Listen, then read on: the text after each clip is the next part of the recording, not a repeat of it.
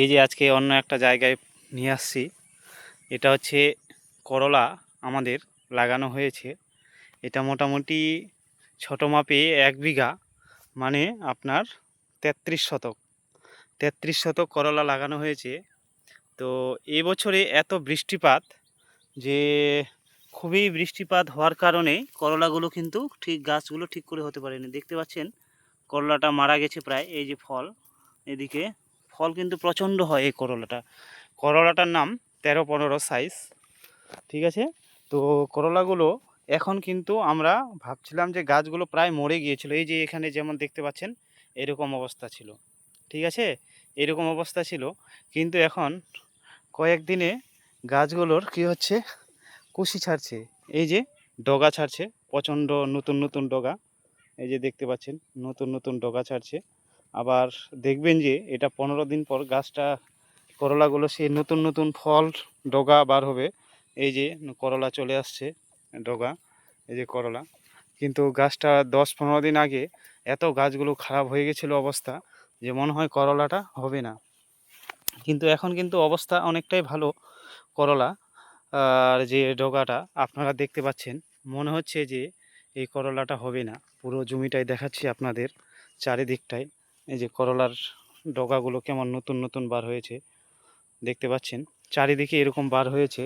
এটা 15 দিনের মধ্যে কিন্তু ক্লিয়ারলি হয়ে যাবে, একদম পুরোটাই বোঝা যাচ্ছে, দেখতে পাচ্ছেন এই যে ডগা, এই যে নতুন ডগা ছাড়ছে, ফুল ফল চলে আসছে গাছগুলোতে, স্প্রে করা হয় প্রত্যেক দিনে। এই যে করলা চলে আসছে ডগা করলার। তো চারিদিকে এরকম আছে, দেখেন মাঠটা, পাশেই রাস্তা আছে। এই যে এখানে প্রত্যেক দিন হাট নেওয়া হয়, পাশে আবার লাগিয়েছে এদিকে, এদিকে পাট আছে। এই যে পুরোটাই করলা লাগানো হয়েছে। মনে হচ্ছে উপর থেকে দেখলে গাছগুলো মনে হচ্ছে কি যে করলার গাছগুলো মারা গেছে, কিন্তু এখন সে মারা গেলেও আগাছাগুলো পরিষ্কার করে দেওয়া হয়েছে, স্প্রে করা হয়েছে, গাছগুলো কিন্তু এখন আবার নতুন ডগা ছাড়ছে। এই যে জায়গাগুলো প্রত্যেকটা জায়গায় এরকমই হয়েছে। তো এরকম করে, তো আপনারা বলেন এই করলাগুলো হবে কি হবে না।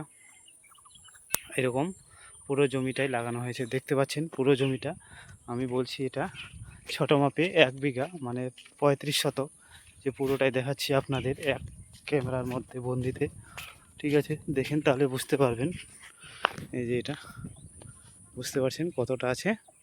আমাদের এদিকে এরকম মাচার সাহায্যে লাগানো হয় করলাটা। এই যে এদিকে যাওয়া যাবে, এদিকে আমি পেঁপের যে গাছগুলো দেখাই, এই রাস্তাটা দিয়ে চলে যেতে হবে। এই সাইকেলটা আছে, সাইকেল নিয়ে চলে যাব, কারণ অনেক দূরে বাড়ি। আবার এদিকে দেখেন জায়গাটা, এদিকে কিন্তু বাড়ি নেই, দেখতে পাচ্ছেন অনেক দূরে যেতে হবে পেঁপে বাগানটা। এদিকেও করলা লাগিয়েছে, তো এরা পরে লাগিয়েছিল, ভালো হয়েছে।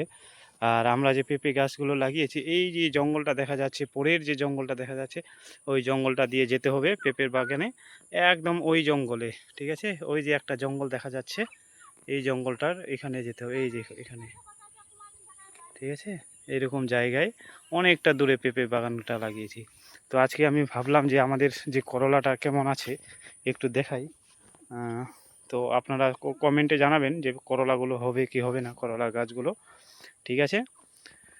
সকলকেই অসংখ্য ধন্যবাদ, নমস্কার।